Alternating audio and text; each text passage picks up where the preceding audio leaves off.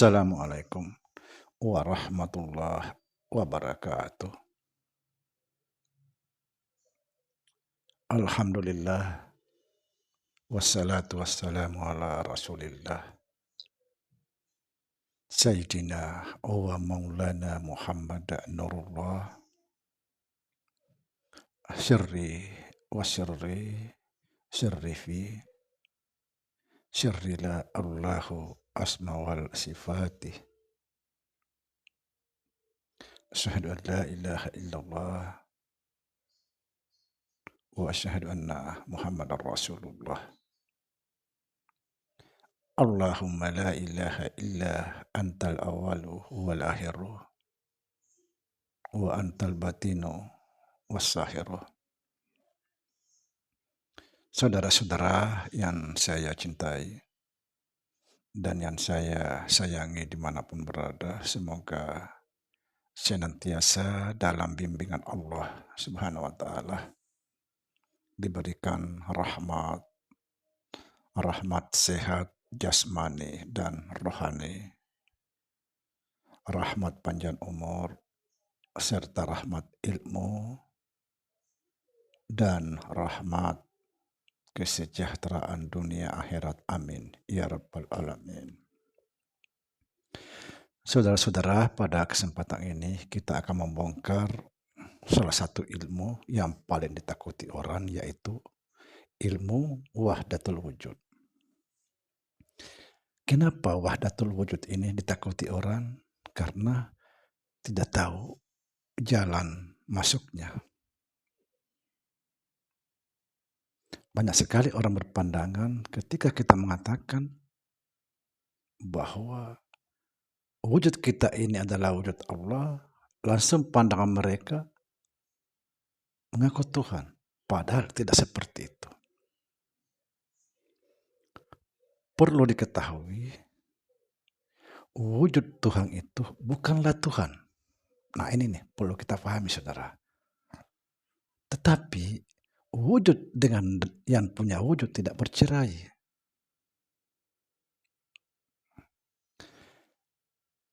Wahdatul wujud adalah salah satu ilmu yang hak. Ilmunya orang-orang yang lenyap dalam kubur. Tidak ada satu orang pun yang bisa lenyap dalam kubur, kalau dalam bahasa Jawa mokso, kecuali memahami wahdatul wujud.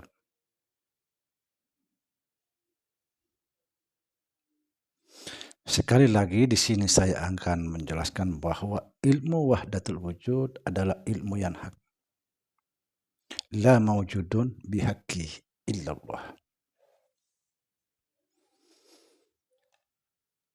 Yang perlu saya tegaskan di sini para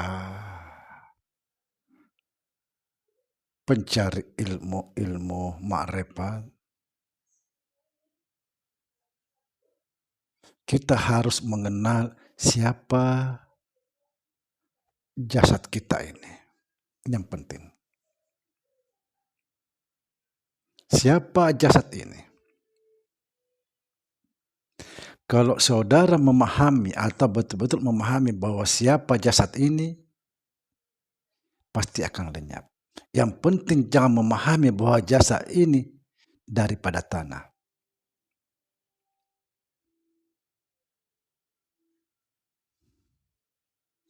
Kalau kita memahami bahwa jasad kita ini daripada tanah, maka akan pasti kembali kepada tanah, kemudian hancur dimakan belatun-belatun tanah.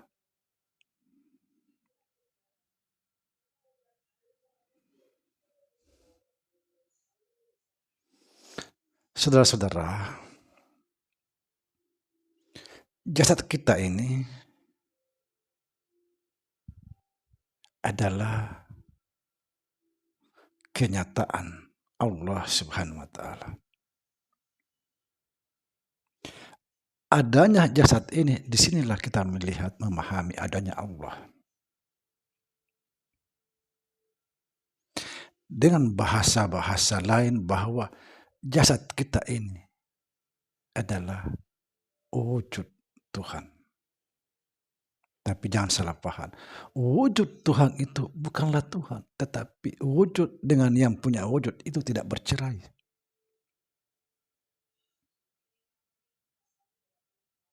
Wujud itu hanyalah penampakan atau tanda.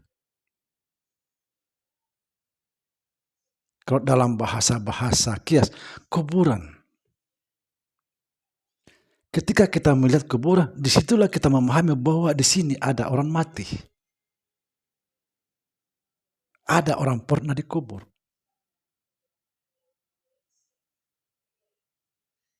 Kuburan itu bukanlah orang mati, cuma tanda saja.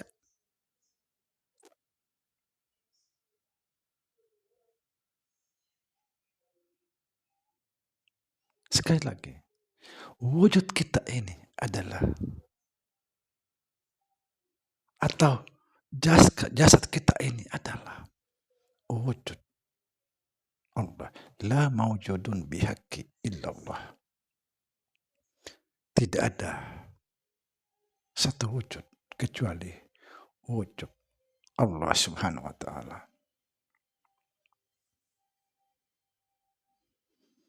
Subhanallah. Saudara-saudara, saya sedikit memberikan satu pemahaman. Saya bawa sedikit masuk supaya kita betul-betul memahami siapa jasad kita ini.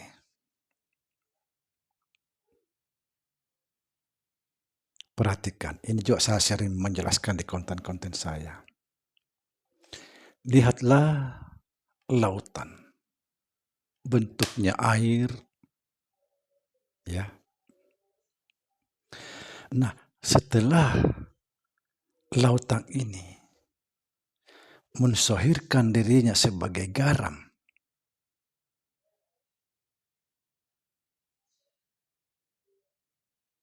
maka tidak nampak lagi lautan itu. Yang nampak adalah garam. Ibarat garam itu adalah jasad kita ini.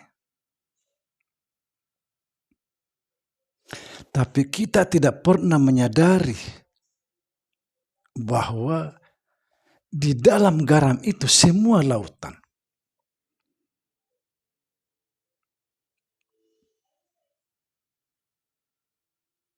Makanya Allah Subhanahu wa ta'ala mengatakan kepada kita semua bahwa aku tidak di dalam sesuatu dan tidak di luar sesuatu. Tidak ada sesuatu di dalamku dan tidak ada sesuatu di luarku. Apa sebab? Karena Dia semuanya.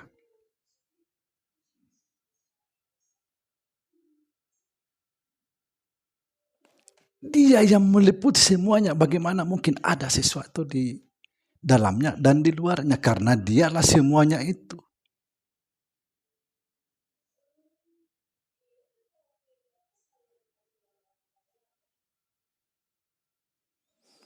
Sekarang saya kasih lagi satu perumpamaan. Kita sudah banyak membahas tentang bahwa yang dijadikan segala sesuatu oleh Allah itu adalah Nur Muhammad. Nur Muhammad itu daripada Nurullah dan seterusnya. Cuma kita membahas di sini sampai pada Nur Muhammad. Nah, saudara, yang dijadikan segala sesuatu oleh Allah Subhanahu wa ta'ala adalah Nur Muhammad. Segala isinya, langit dan bumi, termasuk roh.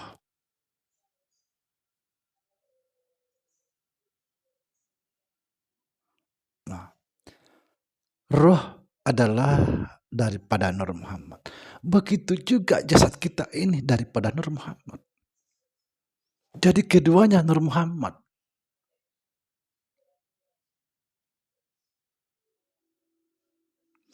Cuma jasad kita ini terproses.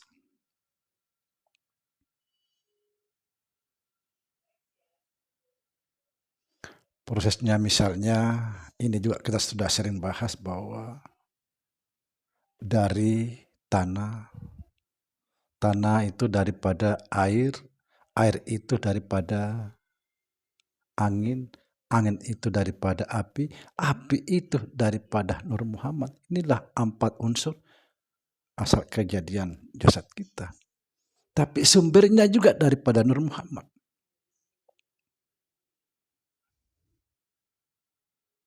Nah, jasad kita inilah yang disebut ketika sudah dimasukin roh itu, maka disebutlah nurun ala nurin.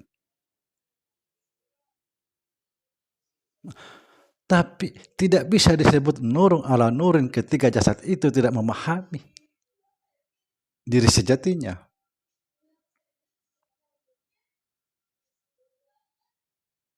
Ketika jasad itu sudah memahami hakikat dirinya, maka itulah disebut nurun ala nurin. Cahaya masuk ke dalam cahaya. Atau disebut juga dalam Al-Quran, cahaya di atas cahaya. Subhanallah.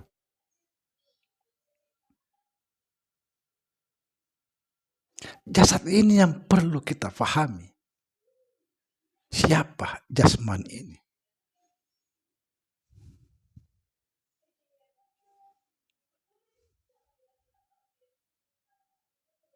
Jasman ini adalah wujud Allah atau wujud Tuhan.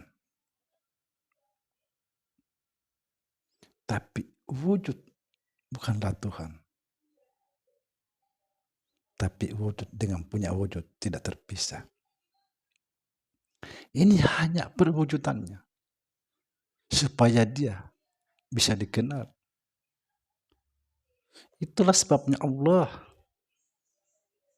mensyahidkan dirinya.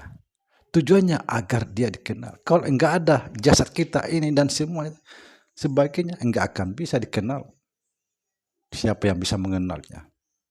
Tidak ada. Bagaimana cara mengenalnya? Kalau tidak ada jasad kita ini. Jasad kita ini hanyalah tanda adanya dia, perwujudan daripada Allah itu sendiri.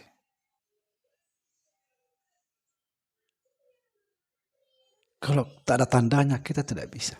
Contoh saudara, ketika kita dipanggil seseorang, perhatikan, yang dipanggil itu yang dilihat ini jasad kita. Coba enggak ada ini, bagaimana caranya melihatnya, memanggilnya? Ini yang dipanggil, tapi bukan ini yang menjawab. Yang menjawab itu yang punya wujud.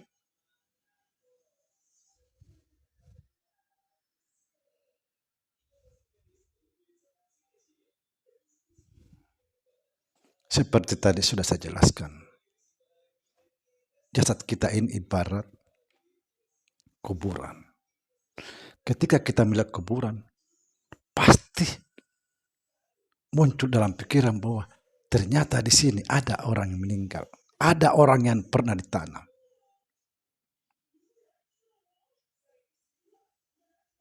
Kalau kita memahami itu, ketika kita melihat diri, disitulah kita memahami. Ternyata di dalam diri ada yang tertanam. Apa tertanam dalam diri jasad kita ini? Jiwa. Subhanallah. Inti yang ingin saya sampaikan di sini, saudara, jangan pernah memisahkan jasmani kita ini dengan rohani. Jasmani dengan rohani kita sama. Hakikatnya satu.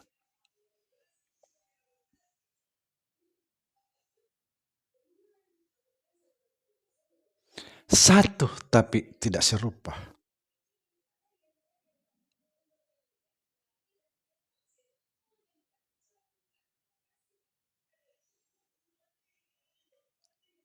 Siapa jasad kita ini sebenarnya? Kalau saudara sudah memahami, istiqomah di situ, Sadari itu tidak perlu kamu ungkapkan, sadari saja. Kalau diungkapkan itu sudah salah.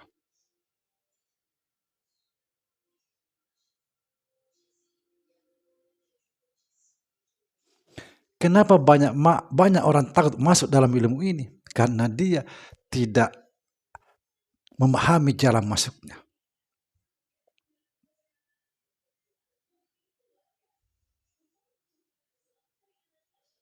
Karena mereka mengatakan mustahil Tuhan itu nampak. Kenapa mustahil? Al-Quran sendiri mengatakan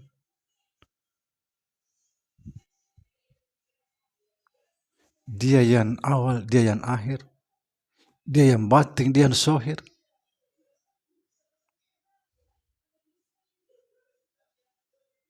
Ketika dia yang awal, dia yang akhir, dia yang batin, dia yang zohir, apanya yang harus kita cari? Zohirnya.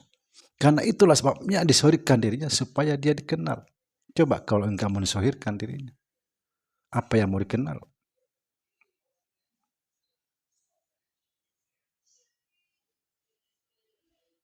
Jangan takut belajar.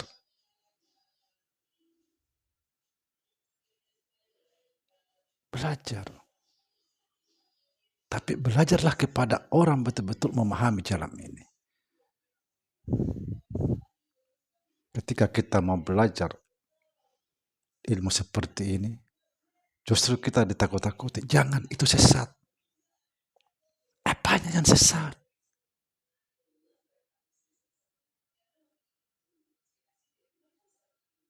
Kalau kita mau memahami dari asal usulnya itu,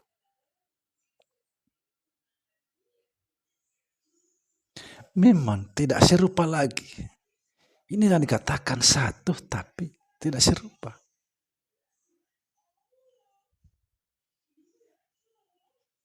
Seperti contoh misalnya, gula ini gula. Gula itu berasal daripada tebu, ini gula pasir. Ya kan? Setelah diolah, dia tidak sama lagi. Tapi hakikatnya satu.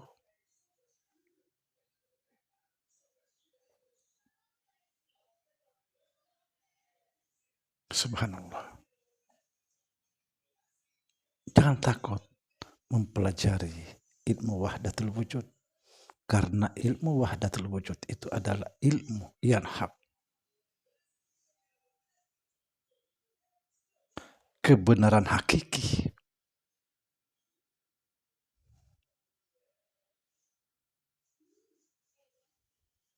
Jangan takut, saudara.